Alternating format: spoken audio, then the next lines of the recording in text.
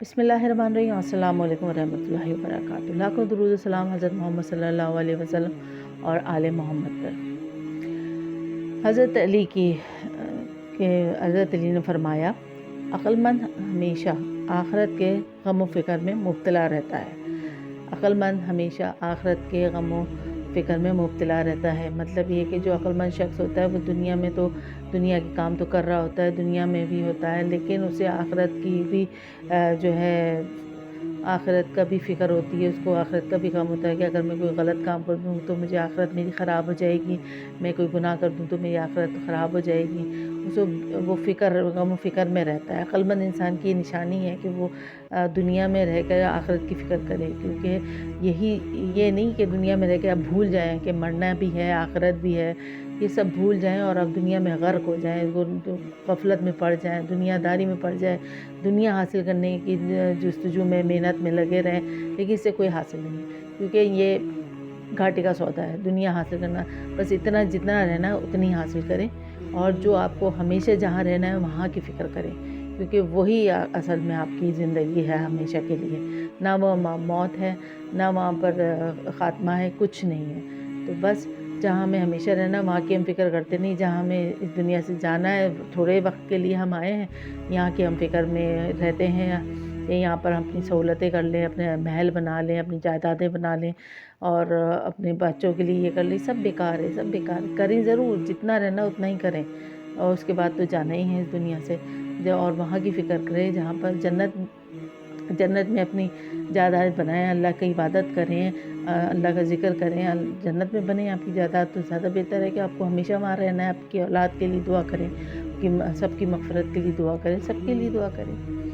دوسرا پوائنٹ ہے، علم انسان کا کھویا ہوا مال ہے، جہاں سے ملے لے لو۔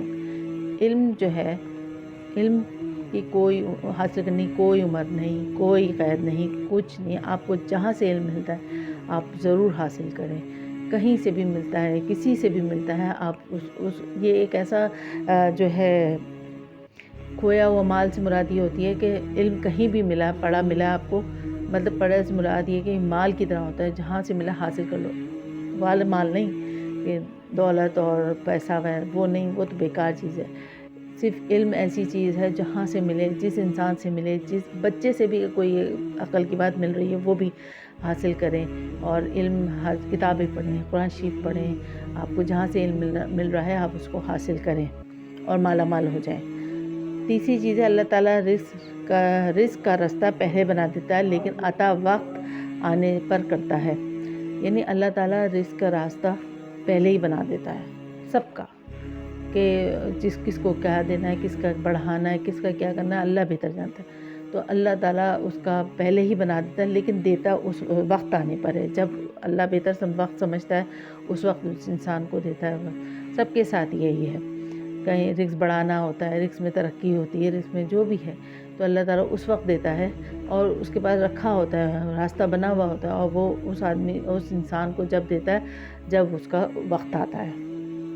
دوسری چیز ہے، مشکل وقت میں ہمیشہ دعا مانگا کرو۔ جب آپ کوئی پریشانی میں ہیں، کوئی مشکل میں ہیں، کوئی آپ کو چیزیں ستا رہی ہیں، بہت آپ اریٹیٹ ہو رہے ہیں، بہت آپ ڈسٹرب ہیں، تو آپ ٹینشن میں ہیں، تو آپ جو ہے اللہ سے دعا مانگا کریں۔ نماز کے لیے نماز بچھائیں اور نماز پڑھیں، اور اللہ سے گڑ گڑا کے دعا مانگیں، اور اللہ تعالیٰ آپ کی مشکل کو آسان کر دے گا، کیونکہ جہاں انسان کا حوصلہ ختم ہوتا ہے پھر وہاں سے اللہ کی رحمت شروع ہوتی ہے۔ کیونکہ انسان پریشانی میں اتنا حوصلہ ہار جاتا ہے، اتنا پریشان ہو جاتا ہے کہ کیا کروں، کوئی سمجھ نہیں آتا، بہت ایسے بند گلی میں آ جاتا ہے کہ اسے سمجھ ہی نہیں آتا، کہ کوئی راستہ ہی سمجھ میں نہیں آتا۔ تو اس وقت جب آپ دعا کرتے ہیں نا، تو اللہ کہتے ہیں نا، جہاں آپ کا حوصلہ ختم ہوتا ہے تو اللہ تعالیٰ کی رحمت شروع ہوتی ہے۔ پھر آپ دیکھیے اللہ کا کرم، اللہ کی کرامت، کہ کیسا آپ کی راستے بنتے ہیں، کیسے آپ کو اس مشکل سے نکالتا ہے کہ آپ کو وہم و گمان میں بھی نہیں ہوتا۔ جب تم پر کوئی مشکل آ جائے تو کسی کا احسان نہ لو۔ جب تم پہ کوئی مشکل آئے تو کسی کا احسان لینے کی ضرورت نہیں ہے، کیونکہ مصیبت 4 دن کی ہوتی ہے اور احسان زندگی بھر کا ہو جاتا ہے۔ یعنی آپ کوئی مشکل میں ہے، کوئی آپ ہے، کسی سے آپ مدد مانگ رہے ہیں، وہ کر رہے ہیں، وہ آدمی آپ پہ چلیں، آپ اس کا احسان لے لیتے ہیں اس مشکل کو دور کرنے کے لیے، لیکن پھر کیا ہوتا ہے ساری زندگی آپ پہ اس کا احسان رہتا ہے، مشکل تو ختم ہو جاتی ہے لیکن اس کا احسان رہتا ہے اور آپ پہ.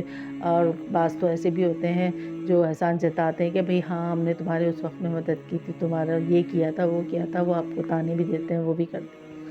تو یہی چیز ہے، صرف اللہ سے مدد مانگیں، اللہ سے لو لگائیں، اللہ کے قریب ہیں، اللہ اس کے رسول کی رسی کو پکڑ کے رکھیں تو دیکھیے ساری مشکل آسان ہو جائے گی.